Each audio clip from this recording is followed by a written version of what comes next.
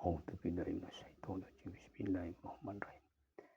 Assalamualaikum warahmatullahi wabarakatuh. Lana Yuda Channel mempersembahkan cerita singkat serial Gatra Bumi bab 3 episode yang ke-12. Selamat mendengarkan. Cahaya matahari pagi mulai menghangatkan tubuh keempat pemuda yang sedang melakukan penggembaraan untuk menambah wawasan sebagai bekal hidupnya kelak. Tak beberapa lama kemudian, Putut Yudoklana, Gatra Bumi, Roro Waisti, serta Joko Satria telah berada di luar bulak yang panjang. Memang ada perasaan berat untuk melanjutkan perjalanan, namun keempatnya telah menggeretakkan giginya beberapa kali untuk menekan perasaan yang seakan-akan berat itu. Gatra Bumi pada saat itu mengerti atas gejolak perasaan hati Roro Wahyudi yang belum menerima karena dilepaskannya 4 perampok itu saja. Dengan demikian, untuk beberapa saat lama ia tidak menanyakan apa yang sedang dipikirkannya. Mereka malah berbicara tentang jalan yang mereka lalui, tentang sawah dan pategalan, serta tentang air yang mengalir di parit-parit yang bersumber dari mata air yang masih banyak di sekitar perbukitan. Ketika matahari menjadi semakin tinggi dan panasnya bagaikan menyengat kulit mereka, maka keringat pun telah terperas dari dalam tubuh. Tiba-tiba Roro Wahyudi berkata, "Aku mulai merasa haus, Kakang. Panasnya bukan main. Bagaimana kalau kita berhenti sebentar di bawah pohon itu? Dan jika nanti melewati kedai minum atau penjual dawet cendol, kita akan berhenti." Beberapa saat mereka beristirahat di bawah pohon yang rindang di pinggir jalan. Perasaan lelah pun mereka berkurang, namun tidak dengan perasaan haus yang menjalar di kerongkongan. Kebetulan beberapa saat kemudian di jalan telah lewat seorang yang baru pulang dari pategalan. Sambil memikul beberapa buah kelapa muda. Dengan ramah, Gatra Bumi mencoba untuk menghentikan orang itu. Ia ingin membeli beberapa buah kelapa sekedar untuk diminum airnya. Namun, orang itu tersenyum sambil menggeleng dan katanya, "Jika hanya haus saja, kalian tidak usah membelinya, Kisanak." Kemudian tanpa diminta ia langsung memecahkan beberapa buah kelapa dan memberikan airnya kepada Gatra Bumi dan teman-temannya.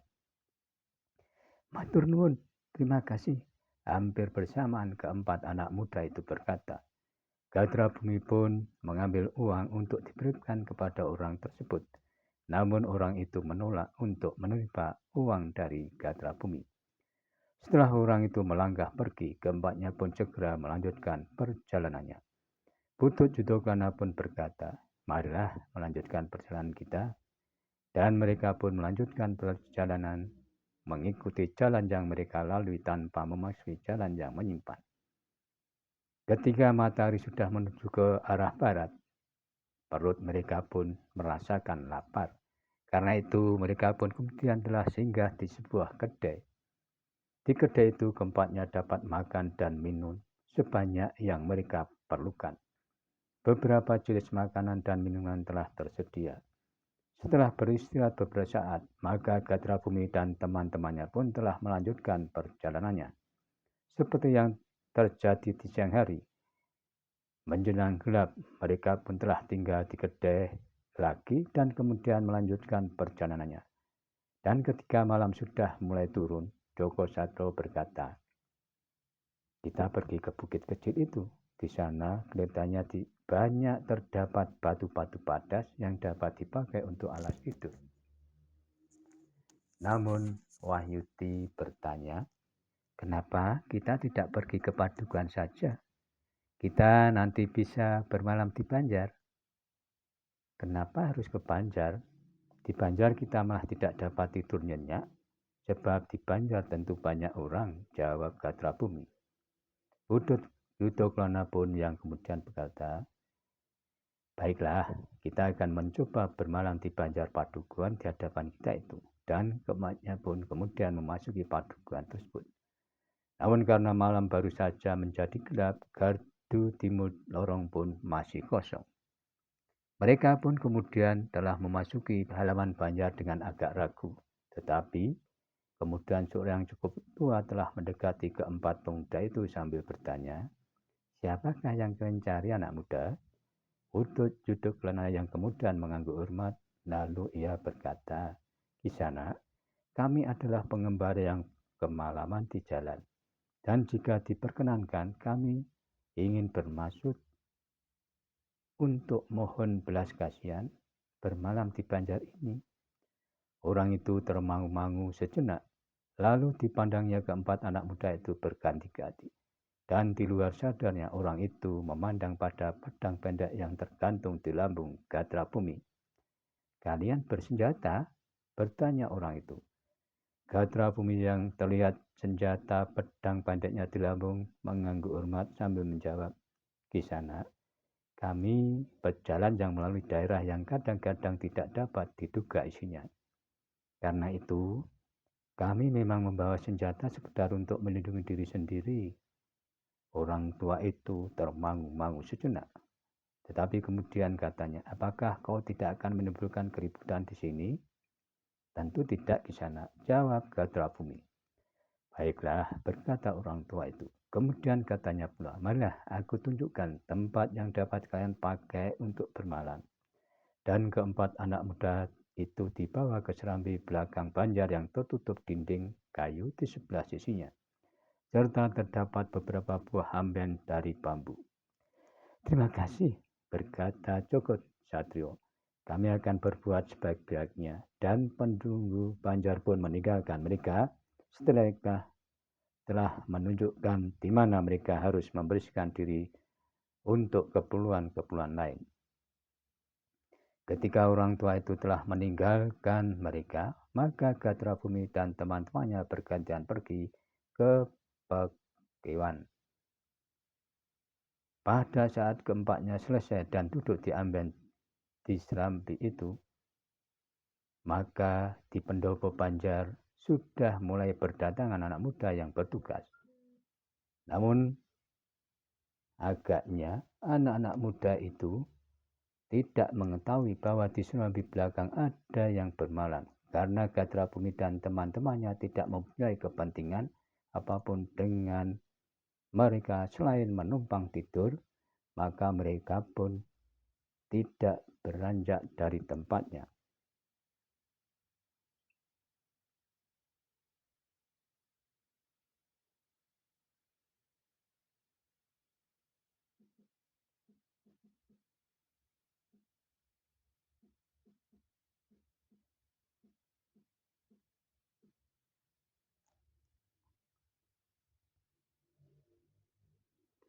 Lewat tengah malam, Gatra Bumi dan teman-temannya itu terkejut. Orang tua penghulu Banjar itu membangunkan mereka. Namun orang tua itu hanya membawa makanan dan minuman untuk mereka yang dikiranya perut mereka belum terisi. Ternyata orang tua itu sangat baik kepada mereka. Meskipun keempatnya menyebutkan diri sebagai pengembara, namun orang tua itu memperlakukan mereka dengan baik. Namun dalam pada itu, laki-laki tua sambil mengambil alat-alat yang dipergunakan makan dan minum, ia berkata kepada mereka berempat, "Pemuda berandalan itu datang lagi." "Siapa?" bertanya Putut Yudoklana. "Pemuda berandalan yang suka mabuk. Namun sayang ia berumur tinggi dan sekarang ia mengajak teman-temannya untuk mulai bertingkah." Putut Yudoklana dan Gatra Bumi saling berpandangan. Namun mereka hanya mengangguk-angguk saja. Bahkan penunggu Banjar yang sudah tua itu pun berpesan, "Kalian jangan menampakkan diri, sebab jika ia melihat orang yang belum dikenalnya, pemuda berandalan itu akan menunjukkan sikap yang tidak bersahabat. Maka dalam keadaan demikian tidak seorang yang dapat mencegahnya." "Baik di sana," jawab Putut Yudoklana. Demikianlah. Untuk beberapa saat lamanya, keempatnya itu duduk dengan diam. Mereka bagaikan membeku justru ketika mereka mendengar keributan di pendopo. Nampaknya pemuda dan temannya yang disebutkan penduduk Banjar itu mulai melakukan perbuatan yang tidak pantas di Banjar. Beberapa saat kemudian anak muda yang dipanjar telah berlarian bercerai-berai. Pemuda berandalan itu mulai merusak benda-benda yang ada di panjar tersebut, termasuk mangkok-mangkok yang belum disingkirkan, diobrak-abrik dan dipecah-pecah. Gatra Bumi dan temannya masih belum beranjak dari tempatnya. Mereka mendengar dua orang yang menyisir di sebelah dinding berkata, "Kita laporkan Ki Jagabaya." Namun sebelum mereka bergerak terdengar teriakan, "Aku bakar panjar ini," dan kemudian terdengar suara orang yang tertawa berkepanjangan. Sebaiknya apa yang kita lakukan? Kawan-kawan kita sudah berlarian. Tanya seorang peronda pada teman satunya. Nampaknya kedua orang itu dicekam oleh ketegangan. Sementara Putut Yudoklana telah mengambil Joko Satrio. Ketika Joko Satrio mengangguk, maka mereka berdua kemudian bergeser dan turun dari amben bambu itu. Kedua orang itu terkejut. Dengan gagap, seorang di antara mereka bertanya, "Siapakah kau?"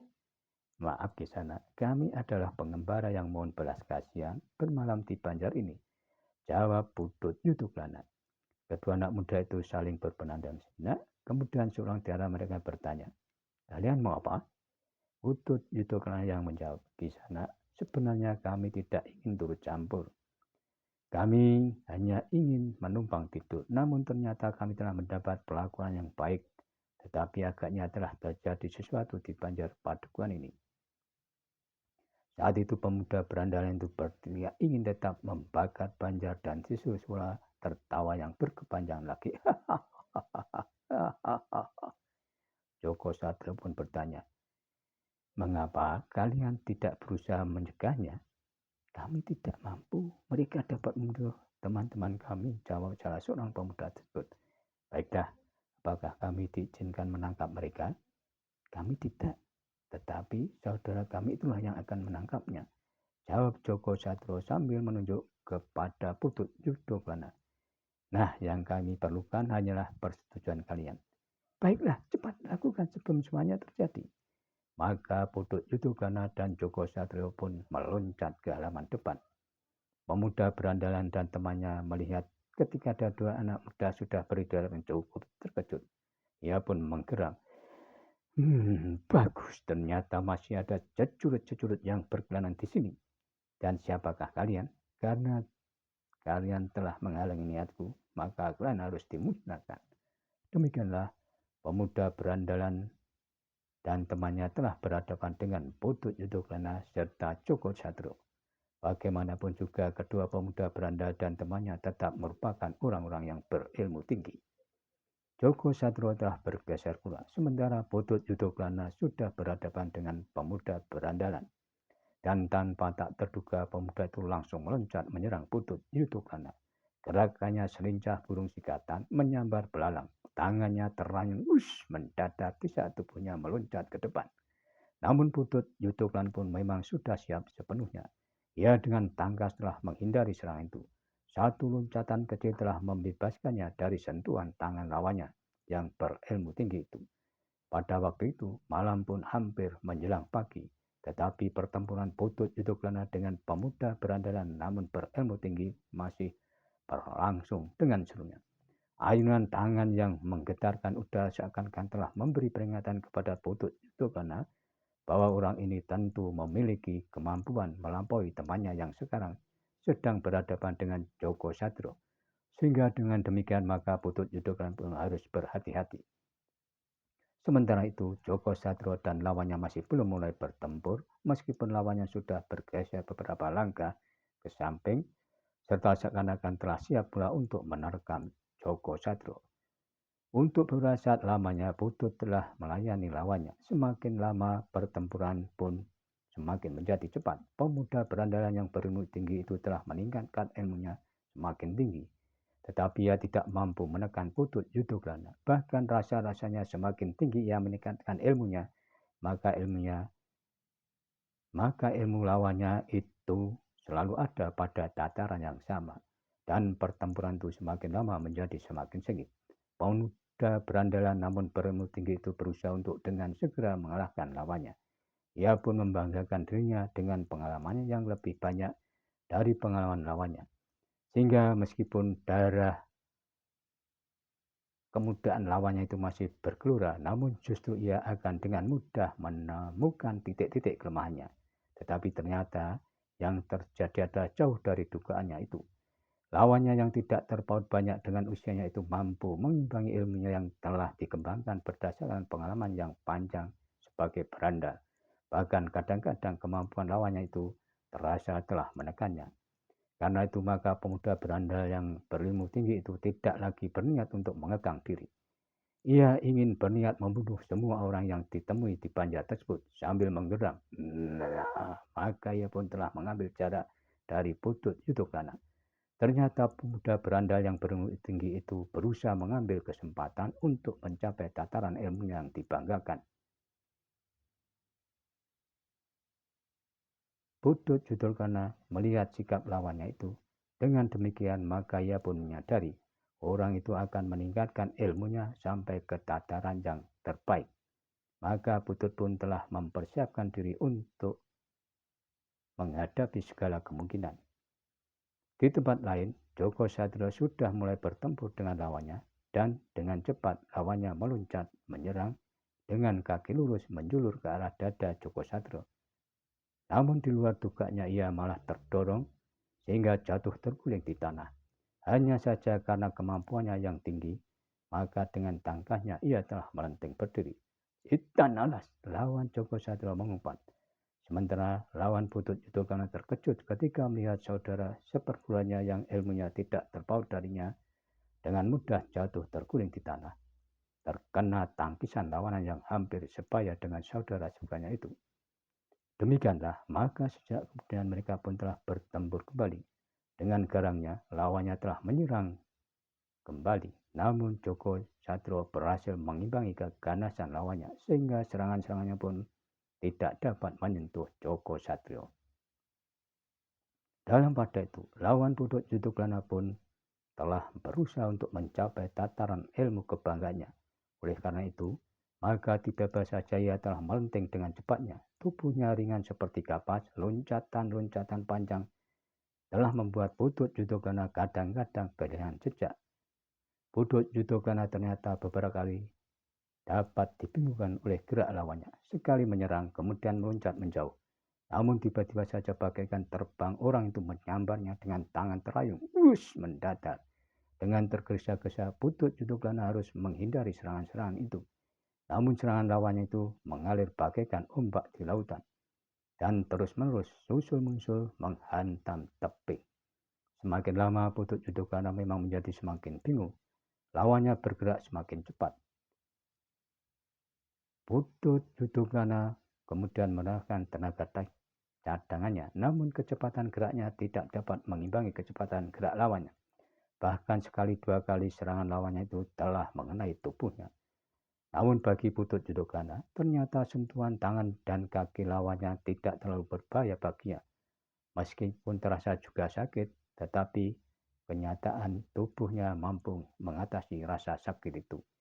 Ia pun tidak menjadi kehilangan akal. Putut Yudoklana pun sempat membuat pertimbangan-pertimbangan yang mapan untuk mengatasi kebingungannya karena arah lawannya yang tiba-tiba berubah. Ia pun masih sempat memperhitungkan kemampuan lawannya yang bergerak terlalu cepat. Maka pengerahan tenaganya justru akan menjadi susut, sehingga serangannya yang membingungkan itu tidak dapat didukung oleh pengerahan tenaga sepenuhnya. Dan untuk mengatasi keadaan itu, maka Putut Yudoklana tidak lagi untuk menghindari setiap serangan. Ia akan membenturkan kekuatan setiap serangan yang datang dari lawannya.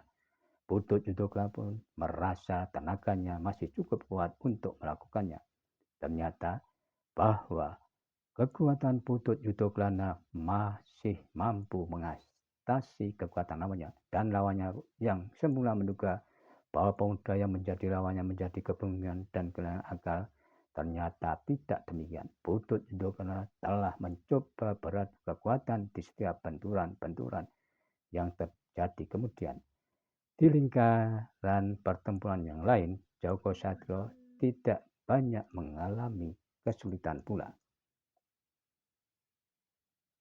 Ketika melihat Putut Yudoklana selalu membenturkan kekuatannya melawan serangan lawan, maka ia mula-mula mengira bahwa Putut Yudoklana telah mempergunakan salah satu ilmunya ajian Waring Sungsang yang menggetarkan itu dapat menghisap kekuatan lawannya.